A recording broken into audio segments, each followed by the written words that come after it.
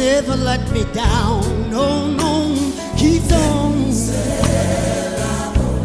Good morning, ladies and gentlemen. Let me take this opportunity to allow you to settle down so we may get started. Ladies and gentlemen, esteemed guests and members of the community, a very good morning to all. My name is Paul Premier, and it is a privilege to welcome you here as a program director. And for today's occasion, I am a proud member of the Stanley Mashile-Nkosi Foundation, and I'm deeply honored to guide us through the momentous event this morning. Good morning, everyone, and thank you for making yourself present for this very important milestone. Mrs. Nkosi, this is our dream coming true. From casual conversation that I had with you on the telephone, who knew that this would actually be a reality?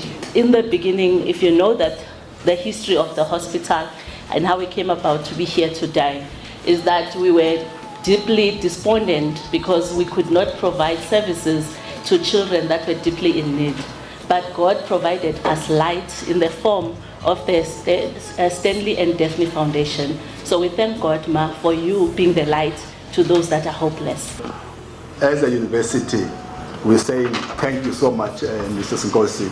And this collaboration between the university and the Department of Health is very strong and needs to continue to be enhanced. And I think your involvement coming from the community side and also from the private sector side is saying, working together, there's nothing impossible in this country.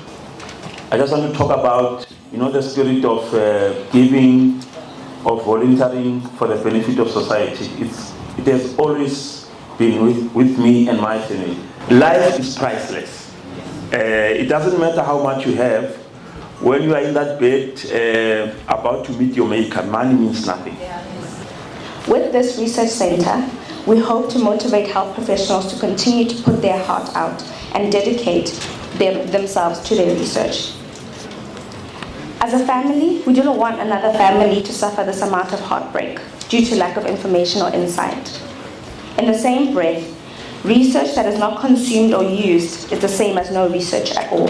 By standing hand in hand, we can create a groundswell of awareness that demands accountability and transparency in the corridors of power as well.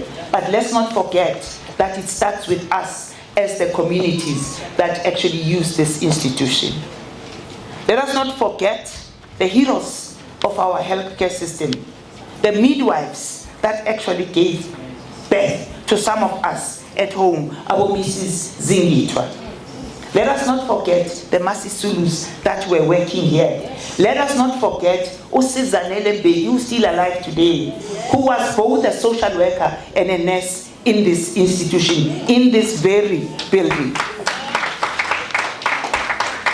Today, with the help of Stanley and Daphne Mashile-Nkosi Foundation, we're opening again another building that they've done for us, the Department of Health and Wellness.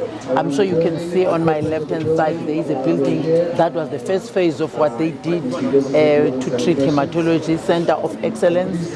So they call it Zakiti Nkosi Clinical Hematology Center of Excellence. So that was the first one that they did. They did the second one, which you can see on my right. And this one is the third one, which is a research center of excellence that they've built for us as Bara, as a foundation. And we really appreciate that initiative because it's the work that they are doing without taking any money from the Department of Health. It's part of their social responsibility program of making sure that Bara, under the project Vuka Bara, is done, but working in partnership with the Department of Health. We must be the ones that defend them.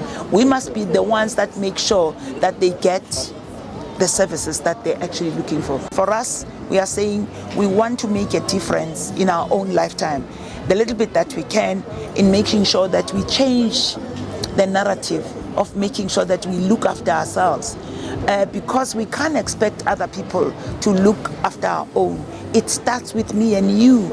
And let me tell you, I know the pain of not being able to save your child that you gave birth to. You feel that you are a failure as a mother. You would have traded places if it was possible, to actually put yourself there and them there. So it's all that actually drives me to do what I do. And I'm not going to stop very soon. Yes, I'm getting older, but let me tell you, let us go out there as individuals to make a difference. Complaining about the system, about who did not do what, doesn't help anyone.